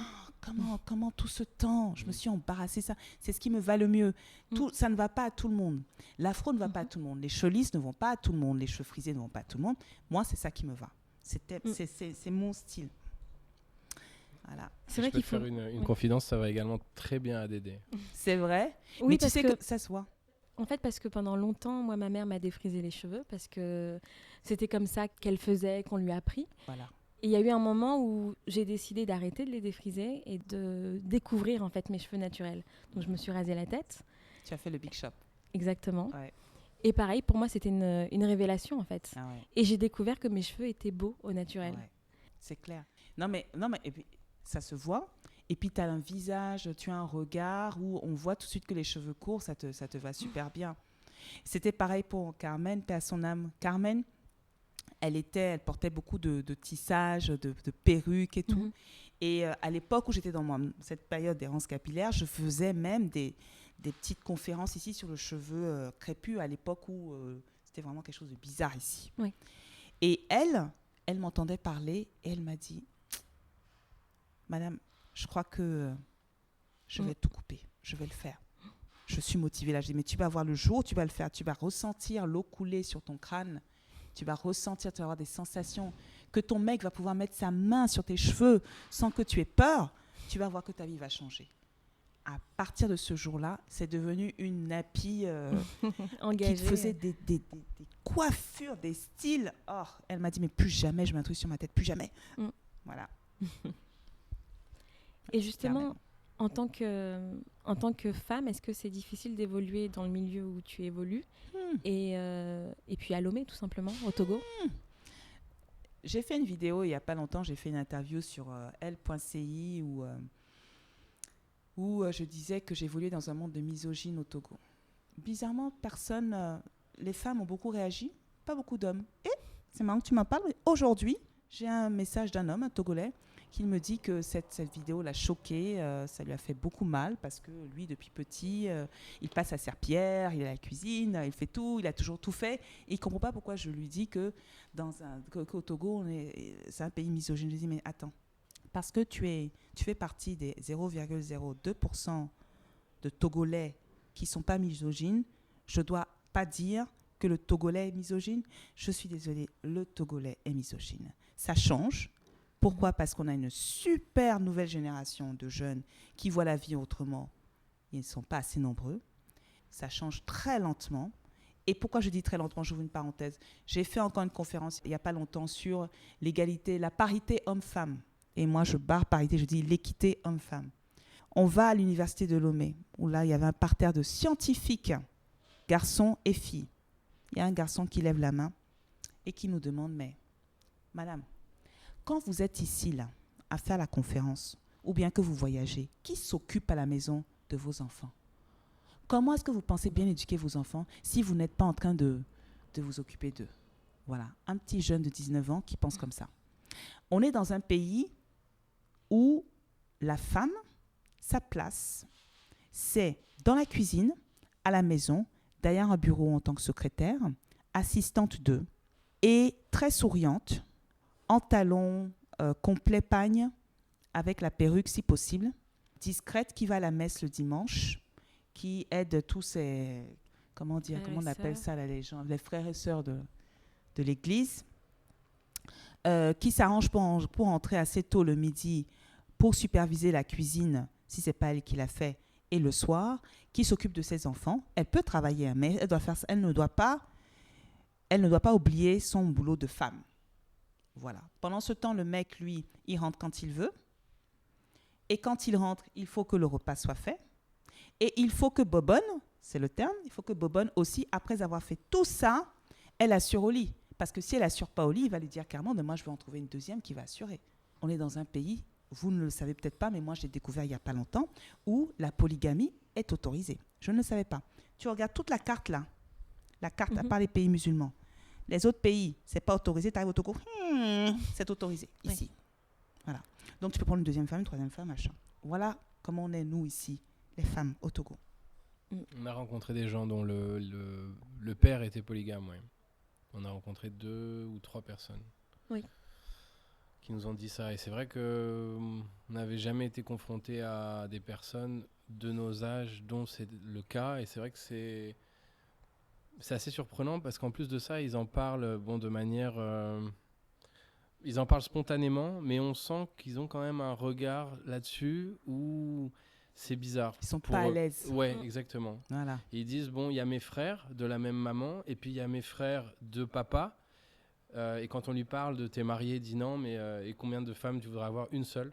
Ouais. Donc, comme quoi, les mentalités, le problème des traditions, c'est que souvent, elles nous laissent dans un côté un peu archaïque, comme ce que tu dis, la femme au foyer, bobonne. Il y a cette idée du chef de famille. Voilà. Et le reste doit suivre le chef de famille. C'est pas dans toutes les familles, mais... Non, mais c'est un très bon exemple, parce que l'histoire du chef de famille, on te l'apprend dans l'école, le système togolais. Au CP, CP1, parce qu'il y a CP1, CP2, CM1, CM2, en cours de morale, on t'apprend que le chef de famille, c'est l'homme. On t'apprend ça aux enfants. Donc l'enfant, il est formaté, le garçon et la fille sont formatés dès le plus jeune âge. Le chef de famille, c'est le mec, quoi. Donc tu as des femmes aujourd'hui qui gagnent bien leur vie, qui sont avec leur mari et qui décident, moi, je ne veux pas participer pour je n'ai pas envie de payer le loyer, je n'ai pas envie de participer pour les frais. C'est toi l'homme de famille. C'est toi le chef de famille, non? Pourquoi? Non. Et si je paie la facture, là, tu me rembourses. Ça, je trouve ça nul aussi. Hein. Je trouve ça nul. Tu ne peux pas demander le beurre, l'argent du beurre, la crémière. Oui, non, il y a un moment l'égalité, mais pas dans tous les côtés. Non, faut pas déconner. Là, je suis pas d'accord avec ça. Mais il y a des femmes comme ça, tu vois. C'est ça le problème. Et puis, quand tu parlais tout à l'heure de la polygamie, il y a la situation aussi, et ça, c'est très fréquent. Le mec qui a été étudiant à l'étranger, qui rentre ici avec sa femme, d'accord? Pour lui, il est hors de question d'avoir une deuxième femme. Ils ont un enfant. La belle-mère vient dans la maison. Et la belle-mère vient dans la maison. Elle ne vient pas dans la maison pour t'aider pour le quotidien, la logistique. Elle vient pour t'emmerder. Et là, pendant que toi, tu as tes problèmes, tes règles, tes machins, et tu n'es pas disponible physiquement pour ton mec, qu'est-ce que la belle-mère, elle fait? Oh non, toi, mon fils, tu ne peux pas rester comme ça. Tu dois te trouver une deuxième femme. Et pendant que elle va tu ne peux pas aller courir à droite, on va te trouver une deuxième femme, machin. Et c'est comme ça que la deuxième femme arrive. Par la belle-mère, putain. Donc c'est nous. Non mais ça, c'est un truc de fou, quoi. C'est nous les femmes qui éduquons nos enfants. C'est nous qui introduisons le poison. C'est nous qui faisons tout, putain. C'est nous les Togolais. Tu te rends compte? C'est ça. Oui. Ça vient à la fois, comme tu dis, de la belle-mère, et ça vient aussi quelque part de la deuxième femme. Alors la deuxième femme. Elle n'est pas forcément au courant? Non, la deuxième femme est au courant. Ouais. Mais la deuxième femme, attends, mets-toi à sa place. C'est comme la maîtresse. Mets-toi à sa place. Tu es dans l'environnement dans lequel on vit ici, où tous les matins, tu te lèves, tu te dis comment je vais manger. Tu as été jusqu'au CM2, tu n'as pas d'éducation.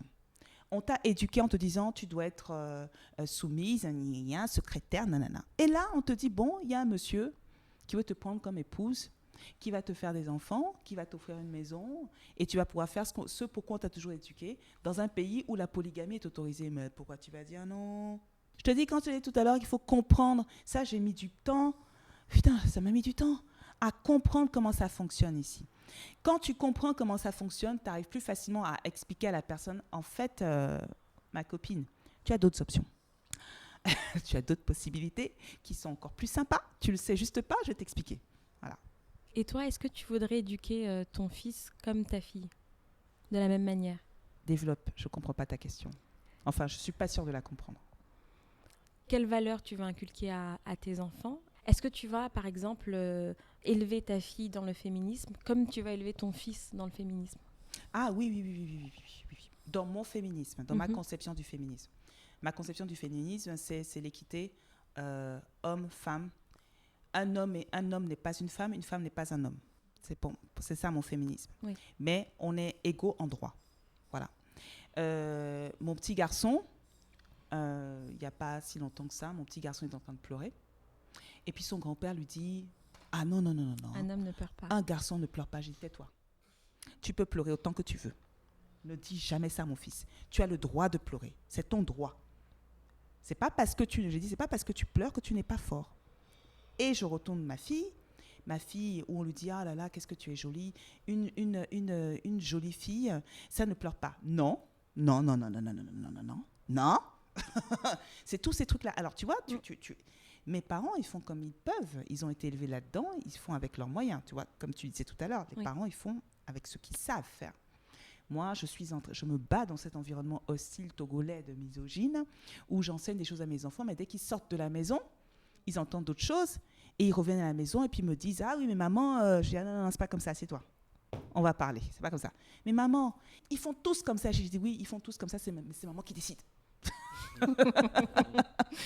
Voilà. Donc, mon fils, je vais dire quelque chose qui va choquer ici, on ne parle pas de l'homosexualité ici. Oh là là, mon Dieu, l'homosexualité, c'est interdit. Hein. Ils vont en prison, on les tue, hein, les homosexuels ici. Ok. Pourquoi est-ce que j'en parle? C'est que c'est quelque chose que je vais introduire tout doucement dans mes séries. Tout doucement, pour pas choquer les gens. Bon. L'homosexuel ici, c'est quelque chose c'est démoniaque, c'est une malformation, ce n'est pas normal, c'est un travers sexuel. Machin. On confond homosexualité, les homosexuels, les transsexuels, tout ça, c'est les drag queens, tout ça. C'est la même maladie c'est la pour même maladie. Les gens. Quoi. Comment on l'appelle? LPG LGBT. LGBT. Ouais. Alors que moi, j'ai eu la chance de grandir dans une famille assez open. Et puis, j'ai eu la chance de partir tôt. Et puis, d'être assez ouverte. Et d'avoir des amis gays et gays. Donc, je souffre dans cet environnement-là. Je souffre quand, par exemple, mon fils a décidé de mettre une perruque, de se mettre du vernis et puis du rouge à lèvres. Et tu le vois avec son vernis, machin, voilà. Et puis, il joue avec sa voiture, là, comme ça. Je kiffe, moi, ça. Ah, tu laisses ça. Quand tu laisses des choses comme ça, là, qu'après, on a des problèmes, là. Est-ce que c'est parce que je laisse mon fils explorer sa féminité? Il a un âge, il a 4 ans, où pour lui, il ne se pose pas vraiment la question. Est-ce que c'est en l'empêchant de jouer que je vais l'empêcher d'être ce qu'il est vraiment? Si mon enfant est un homosexuel, si ça arrive, mon garçon ou ma fille, je vais vous dire la vérité, je ne le souhaite pas. Je ne le souhaite pas parce qu'on est dans un monde où les homosexuels sont en infériorité numérique et c'est dur. Et puis s'il va avoir des enfants, il va devoir galérer pour adopter. Et moi, je vais attendre avant d'être grand-mère. Déjà que je vais eu mes enfants tard, ça va être galère. Donc bon, voilà, je le dis. Maintenant, si on arrive dans la situation où ma fille ou mon fils vient me voir, et je sais que la façon dont je vais les élever, ils ne vont pas avoir peur de me le dire, ou moi je vais le voir tout de suite, je ne vais pas faire partie de ces parents qui vont dire « Ah, on va t'emmener voir le prêtre pour te soigner parce que tu es malade. » Ouais, mais non. Ici, c'est ça. Oui, mais sûrement. Mais c'est vrai que moi, j'ai des amis homo à Paris et ils m'ont déjà raconté des histoires où ils sentent que c'est un problème pour les autres, visiblement, et ils ne sont pas complètement libres et il leur arrive d'être insultés ou qu'on leur manque de respect, qu'on les regarde bizarrement et on est à Paris. Donc je n'ose même pas imaginer ce que ça peut être ici. Ouais. Là-bas, ils peuvent vivre. Ils peuvent se déplacer, ils peuvent faire un coming out. Ici, c'est ta vie que tu mets en danger. Hein. Ouais. Et quand tu en parles, les gens, vraiment, et même des jeunes, quoi. J'avais fait une petite réunion, parce que je travaillais sur une série pour des jeunes, pour MTV. Et j'ai fait venir des jeunes de 15 à 20 ans. On parlait du sexe, des préservatifs, de leur première relation, etc. Et là, j'aborde le sujet de l'homosexualité. Je dis, imagine que ton meilleur pote t'annonce qu'il est homosexuel. Ah non, non, non. Soit il change, soit c'est plus mon pote. Hein. Ça, c'est pas normal, ça. Non. Je regarde le gars, je dis, putain, t'as 15 ans. Je dis, et tu regardes les séries, les Gossip Girl, les Game of Thrones, toutes les séries qu'on voit là sur Netflix, tu regardes tout ça. Oui, mais ça, c'est les trucs de là-bas, là. C'est parce qu'on monte ça à la télévision, c'est pour ça. Ils voient ça à la télévision, c'est pour ça qu'ils deviennent comme ça. C'est pas normal, ça. Oui, il y a encore beaucoup de chemin à faire sur ce Vous sujet. n'imaginez pas le travail qu'il y a à faire, vous n'imaginez pas. La différence, les enfants différents, ça commence dès le plus jeune âge, hein, et je fais un énorme travail avec mes enfants là-dessus. Ma fille est dans une phase où elle a vécu en France, maintenant elle est ici, et donc elle te dit encore, pour elle, tous les Noirs sont Togolais. Donc quand on va en France, elle dit « Ah, il y a des Togolais ici aussi !» Je t'explique. mais lui, il est français. Non, il n'est pas français, t'as vu, il parle anglais. Ah, donc c'est pas un anglais. J'ai ce travail-là à faire aussi avec elle. Je n'ai pas encore réussi correctement à lui expliquer. Mais, parce que sa première question, c'est toujours, il est blanc ou il est noir? Mais est-ce que c'est dû au fait que sa maman est noire et son papa est blanc, et du coup, elle raisonne comme ça? Oui. Tu vois, et qu'elle n'est ni noire ni blanche, et puis elle est très contente qu'elle ait son petit frère, et puis des copains de classe qui lui ressemblent, qui ont la même couleur de peau, ça la rassure. Ah, il est comme moi, lui. Ah, lui aussi, il est comme moi. Mais elle est noire et lui, il est blanc. Ou est-ce que c'est l'environnement dans lequel elle a évolué? Par exemple, quand je l'envoie chez ses grands-parents en France. Ah, vous allez nous faire des petits noirs, hein? L'autre jour, j'ai croisé un copain du rugby, c'est un noir. On s'en fout qu'ils soient noirs, Pierre. Voilà. Ils vivent dans une petite ville de province à Vienne, là, dans le sud de Lyon. Et ce sont des gens qui viennent d'une catégorie sociale où, pour eux, c'est pas grave de dire ça. Quelque part, la petite fille, elle entend. Et donc, tu la mets dans un monde où, d'un côté, il y a des gens qui sont de cette couleur, de l'autre, il y a des gens de cette couleur. C'est pas facile. Hein. Vous avez un métis, vous me direz comment ça se passe pour vous. Oui, on verra bien. Ouais. Il y a la question aussi, c'est un garçon que vous avez, moi j'avais une petite fille, je ne savais pas quoi lui offrir comme poupée. Parce que la poupée, c'est un jouet d'identification. La gamine, elle joue, elle apprend à coiffer, machin. Mais au début, on était en France, qu'est-ce qu'on lui offrait comme poupée ? Des poupées Barbie blondes aux yeux bleus. Est-ce que ça existe des poupées métisses ? Oui, j'ai trouvé. Super. J'ai cherché jusqu'à fatiguer, j'ai trouvé. En Côte d'Ivoire. Parce que je sais que les poupées noires, ça existe, blanc aussi, mais c'est vrai que métisse, finalement, ok. Elle s'appelle, la marque, c'est Naomi Dolls. C'est une Ivoirienne qui a fait ça. Elle a fait des poupées avec des carnations de peau différentes. Ça va de la très noire jusqu'à la claire métisse, avec des cheveux différents aussi. Parfait. Tu parles encore de la Côte d'Ivoire. Tu vois. Voilà. Moi, j'aimerais revenir à une question finalement qu'on ne t'a pas posée. Si tu pouvais revenir 10 ans en arrière et que tu rencontrais Angela de 30 ans, qu'est-ce que tu lui dirais ? Oh là là, je vais copier toutes vos questions là parce qu'elles sont excellentes. Réfléchis bien avant de faire les enfants. Réfléchis bien. Trouve-toi un boulot dans une grosse boîte, une multinationale qui va te permettre d'aller en Afrique, comme ça tu pourras y aller en expat. Assure l'avenir de tes enfants, assure ça. Et une fois que tu as assuré ça, lance-toi dans l'entrepreneuriat, mais ne le fais pas avant. Je pense que c'est ça que je me dirais. Ok. Tu vas réussir, tu étais douée, sois patiente, attends 15 ans avant de te lancer. Et finalement, tu n'as pas attendu 15 ans ? Ah ben non, puisque je ne savais pas à l'époque. Là, si je revenais en arrière, c'est ça que je changerais. Mais à l'époque, je ne savais pas. Allez, on va faire les enfants, allez, on va y arriver. Allez, de toute façon, forcément, on va avoir du succès. Donc, avec le succès, l'argent vient. C'est faux en Afrique. L'Afrique, c'est le seul continent où tu as du succès, mais tu galères comme les autres. Donc, tu peux être partout, faire tous les JT, faire tous les festivals, tu fais tout ce que tu veux, on te voit partout. Tout le monde me dit, mais on te voit partout, t'es partout. Je dis, ouais, on me voit partout, c'est tout. Hein. Ça ne veut pas dire qu'il y a l'argent qui suit. Hein. Mais voilà. Mais on galère. Et s'il n'y avait pas les parents, vous voyez donc quoi je vous ai reçu. Tout ça, c'est mes parents, par la force du travail, qui ont construit ça. J'en bénéficie. Et si je n'avais pas le père et la mère que j'ai aujourd'hui, je n'aurais pas tenu 1 an. Ça, c'est sûr. Oui. Ok. Si maintenant tu croisais Angela dans 10 ans, qui est-ce que tu aimerais trouver en face de toi ? Oh, j'aime bien cette question. J'aimerais que Angela, dans 10 ans, c'est con ce que je veux dire, mais c'est la vérité. J'aimerais que Angela, elle ait énormément de zéros sur son compte, qu'elle ait ouvert toutes les écoles qu'elle rêve d'ouvrir dans plusieurs pays d'Afrique. Des écoles pas forcément adressées aux femmes, hein, des écoles mixtes, où on forme les enfants en fonction de leur personnalité et de leur capacité. Dans 10 ans, j'aimerais avoir déjà fait plusieurs films. J'aimerais avoir perdu du poids, être super musclée, avoir pas trop pris une ride. J'aimerais avoir pris le temps, l'intelligence de passer du temps avec mes enfants et que mes enfants ne me reprochent pas de ne pas avoir été avec eux. J'aimerais avoir pris le temps de m'être bien occupée de mon mari, que je néglige énormément. Si tu m'entends, Jean-Luc, tu le sais de toute façon. J'aimerais avoir pris le temps d'être bien avec lui et puis de lui dire tous les jours « je t'aime » et puis tu es la meilleure chose qui me soit arrivée. Et puis c'est grâce à toi, tout ce qu'on vit aujourd'hui, on le vit ensemble et puis voilà. J'aimerais que mes parents soient encore là, encore en pleine forme, et les parents de Jean-Luc aussi, et qu'on puisse faire des réunions familiales régulièrement. Et j'aimerais que la Angela, dans 10 ans, elle soit dans un pays dirigé par un homme et une femme. Et là, je n'ai rien dit de politiquement incorrect. Et je crois qu'on va terminer là-dessus, sur ces sages paroles.